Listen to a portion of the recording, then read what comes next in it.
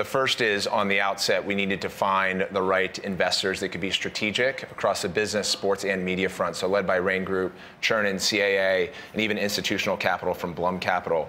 So what they do is cover our blind spots. We talk about as co-founders and entrepreneurs. My older brother, who's based in Silicon Valley and a serial entrepreneur, and myself, is building a professional sports league requires a lot of bandwidth and a great executive team that can do that with our investors. So that was the first. The stereotypes are real, as you had mentioned. There was a Bloomberg piece that you've referenced where they called Wall Street's fraternity. But you look at institutional capital and venture capital we went at, like, there, of course, there are ties to the financial sector, and that's important.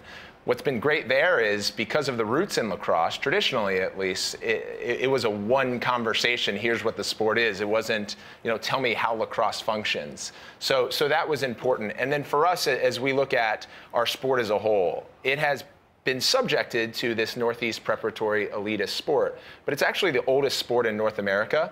It was created by the indigenous people and Native Americans. The best players in the world, still to this day, are Native Americans.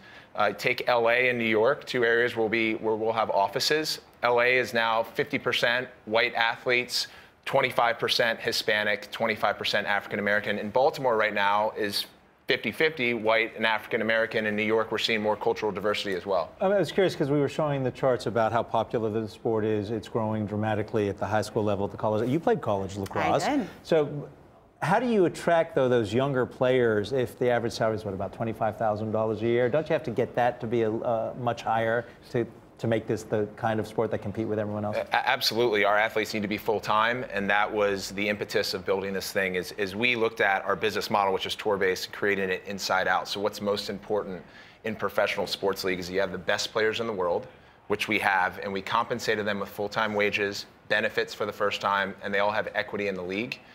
So being single entity, we were able to structure, similar to an early stage tech company in Silicon Valley, a portion out of our employee cap table of equity pool. That's meaningful because these are the most important assets of any major sports property, is your players. And our players are active in building this thing and giving us feedback as well. The second piece is distribution. So we went out and we got a network deal with NBC Sports Group, and half of our games are going to be on television, which gives our sport validation.